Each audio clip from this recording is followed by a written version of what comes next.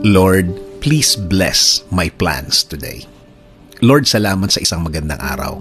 Salamat sa isang araw na pagbibigay niyo sa akin ng inyong proteksyon at pagmamahal. Salamat sa laging pagsama niyo sa akin. Salamat sa laging nakahanda kayo para tulungan ako.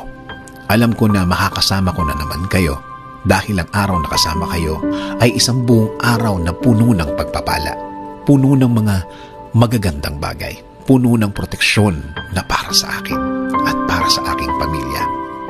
Panginoon, marami po akong gustong gawin. Marami po akong naiisip na gawin sa araw na ito at sa mga araw na parating.